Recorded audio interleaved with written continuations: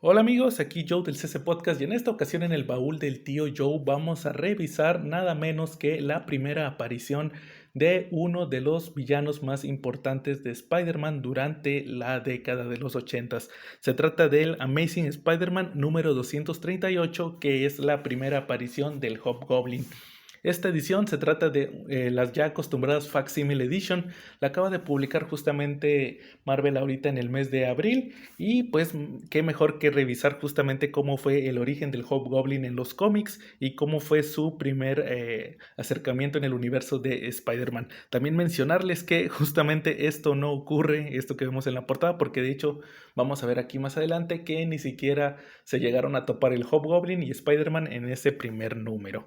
Este número fue escrito por Roger Stern, el cual se considera el creador del Hobgoblin, y dibujado por John Romita Jr. y John Romita Sr. Ahorita vamos a ver por qué mencionan también al mayor de los Romita. Y en este número llamado Shadow of the Evil Past, que tiene mucho que ver este título de Sombras del Pasado, malvado. Entonces, ¿por qué? Porque vamos a tener muchos recuerdos que hacen reminiscencia a justamente a Norman Osborn. ¿Cómo comienza este número? Pues vamos a ver que la tía May está justamente firmando los documentos para poder abrir esta casa de asistencia que tenía en los 80s, donde vivía con Nathan Lubezki. De hecho, aquí aparece él también. Peter Parker está en función prácticamente de es un aval para la tía May y tiene que firmar ciertos documentos para que puedan abrir esta casa para ancianos. Después de reflexionarlo un poco, Peter se alegra mucho por la tía May de que pueda tener un lugar en su casa para ayudar a la demás gente y sobre todo que sean en su casa donde creció con justamente con el tío Ben. De hecho, aquí vamos a ver que recuerda esta viñeta de los pancakes que hemos visto en varias reimpresiones y en varias interpretaciones del origen de Spider-Man, y también vemos obviamente la muerte del tío Ben. Ya Peter, después de salir obviamente de estos recuerdos, ya están muy felices ya que pudieron firmar los documentos, salen, pero Peter siente que se activa su sentido arácnido y es porque un vehículo que traen unos ladrones estaban a punto de atropellar tanto a la tía May como a Nathan. Peter logra salvarlos, pero esto lo hace enfurecer y decide que ahí va a entrar en acción Spider-Man. Peter decide que los va a seguir y terminan volcando el auto justamente en un terreno baldío al lado de un edificio. Peter en ese momento no sabe que este edificio es una de las bodegas que eran de Oscorp y el ladrón encuentra una bomba de humo con la cual logra escapar. Peter lo pierde y se da cuenta que el ladrón entró en las alcantarillas. El ladrón lo logra evadir. Peter no decide seguirlo, adentrarse tanto en las alcantarillas y mejor decide irse y vender de una vez las fotos que logró tomar de la persecución.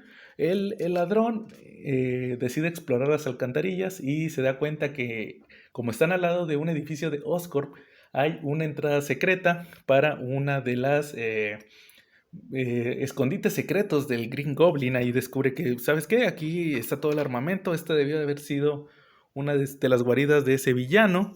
Y el ladrón obviamente decide poner esta información en la venta para el mejor postor. Aquí vemos lo que les mencionaba de por qué aparece John Romita Sr., porque tenemos una llamada entre la tía May y Anna Watson, y ahí llega a aparecer ahí Mary Jane Watson. Entonces obviamente fue un recuerdo de este personaje que ya tenía ciertos números alejada del título de Spider-Man. Peter al mismo tiempo no logra comunicarse con la tía May, decide ir a venderle las fotos a Robbie Robertson, y este último le menciona, gracias a uno de los ayudantes, que el edificio donde escapó el ladrón era de Oscorp. Esto desata más recuerdos a Spider-Man. Obviamente aquí son de Norman Osborn, de cómo él descubrió su identidad secreta y que él fue el responsable de la muerte de Gwen Stacy. Por lo cual, al final, este número va a tener mucho ese elemento de que Peter está muy metido en sus pensamientos. Robbie le decide dar un aventón, ya que va a pasar cerca de la casa de la tía May.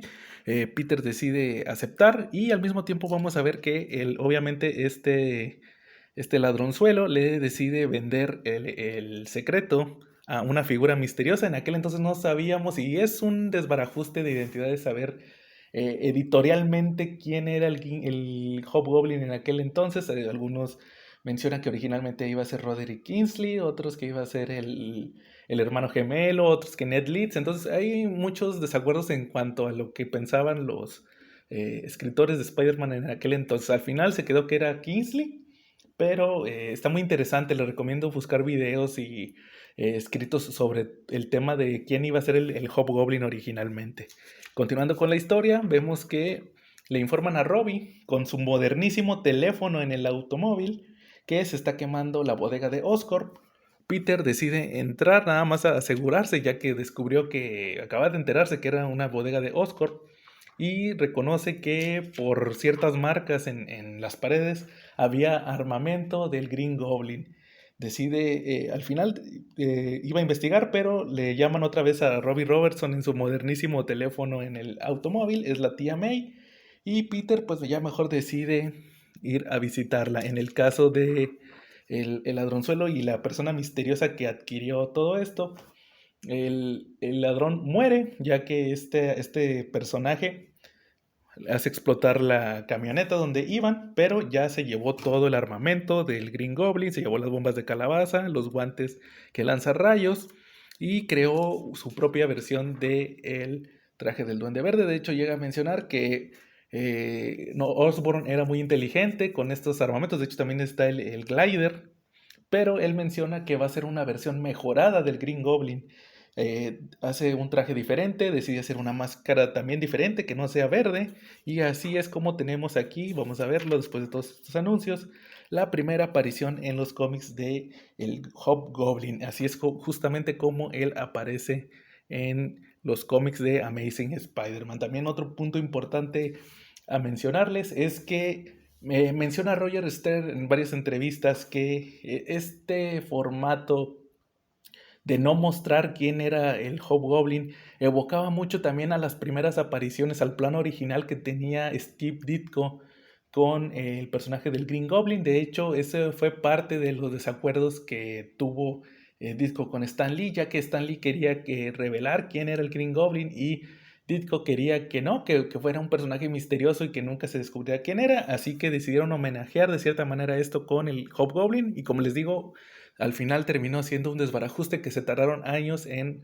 solucionar. Entonces, pues, prácticamente con eso terminamos esta reseña. Como les digo, estas ediciones Facsimile Edition traen todos los comerciales que tenía la edición original. Se puede conseguir ahorita fácilmente, acaba de salir ahorita en abril, entonces igual si les interesa pueden conseguirla con su proveedor de cómics en inglés de confianza.